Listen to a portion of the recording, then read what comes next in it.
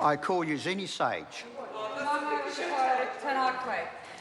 Mr. Speaker, I think it is extraordinarily rich for the largest geographic area of any region of New Zealand, one that's got the second biggest population, second only to Auckland, to be patronised by government speakers saying all we deserve is a half-pie democracy and 7 elected councillors. This bill halves the amount of elected councillors in Christchurch. We used to have 8, we will get 4 under the bill. It means there's only 1 elected councillor from South Canterbury, 1 from Central and 1 from North.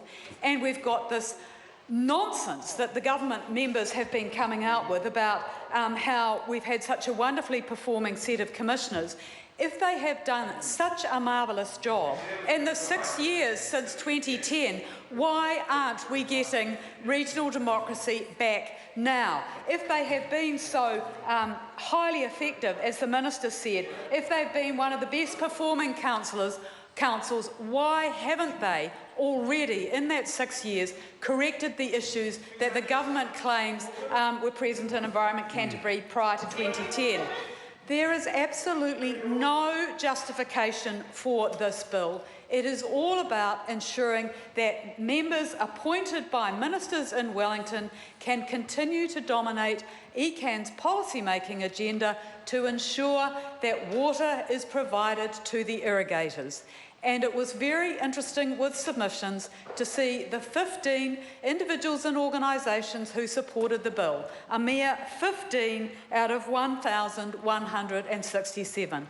Those who supported the bill were Irrigation New Zealand, Federated Farmers, the Waitaki Irrigators, all of those, and the rural councils, not the Christchurch City Council, which represents the majority of the population in the region, Mr Ducey, but the rural councils. So all of those interests want water to be easily available for irrigation. They want a light hand in terms of Environment Canterbury's regulation of land use so that water pollution can continue and we don't get high standards of environmental management. So that is what this bill is about. It's about ensuring that the pro-irrigation agenda and the weak commitment to water quality and environmental management continues. The Green Party strongly opposed this bill at its introduction, and we continue to oppose it. And public submissions were strongly against the bill, but once again, the government has failed to listen. Now, Mr Simpson talked about only a few submissions.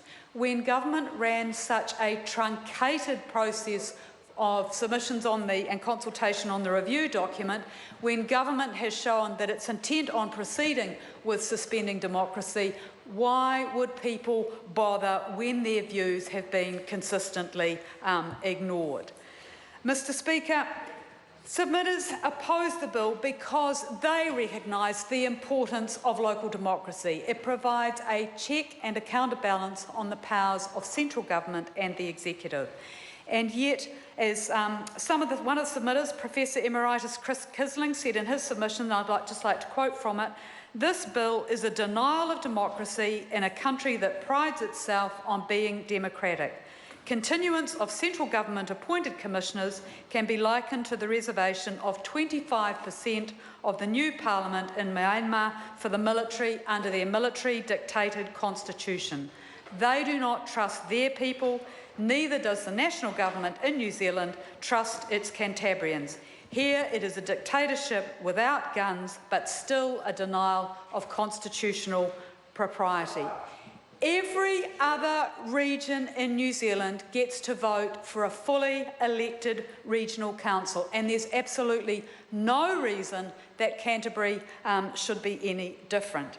And, Mr Speaker, it's interesting that in Kaipara, where we had a district council completely fail to implement its its legal and its accountability responsibilities. It had a wastewater scheme that totally blew out, costing over $53 million. There was a major doorstop-sized report by the Office of the Auditor-General into that failure to implement its responsibilities. It was what the Auditor-General called a story of poor governance, poor decision-making and inadequate management of both the organisation and the project. That led to commissioners being appointed there, yet in Kaipara, people will be voting for their council again in October. Yet in Canterbury, we had no investigation by the Auditor-General, no massive blowout of the Regional Council's budget, and yet people are being denied their right to vote. This is setting a precedent for the undermining of local democracy throughout New Zealand by having the second-class hybrid model.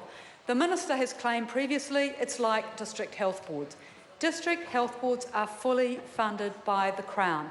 They don't receive any rates funding. Yet around this table, come October, there will be 6 appointed commissioners. And I suspect that this hybrid model will discourage people from standing. The Minister Upston said that the commissioners and the councillors will have a similar role around the table. We know that commissioners have been meeting regularly with ministers. They've got a hotline to ministers. So will the appointed commissioners also have a hotline to ministers? It will be a second-rate form of representation for those who are elected because they don't have that hotline to ministers. And yet Cantabrians are being expected to pay the salaries of these appointed commissioners. Government puts in its yes men and women, but it doesn't pay their costs. So that's a double denial of elected accountability. Mr. Speaker, this bill is a total crock. It strikes completely the wrong balance because it denies Cantabrians our democracy. It shows that the government does not trust the citizens of Canterbury to elect a competent regional council to manage land and water, pests, the coasts and air. And one of the other major problems with this bill is that it means there's a different standard of law, different provisions applying in Canterbury than around the rest of the country. We do not have the right to appeal regional plans to the Environment Court that people have in Nelson and Marlborough and Tasman and Southland and the Waikato. Why should 2 different sorts of law apply to different regions? Again, it's because the government wants to ensure that its appointed commissioners dominate the plan-making process, ensure that there are provisions in those plans which are permissive about irrigation, permissive about land use, so that we allow this region of New Zealand, which is responsible for 60% of the water that is allocated for irrigation in New Zealand, to continue to have a weak regulatory regime.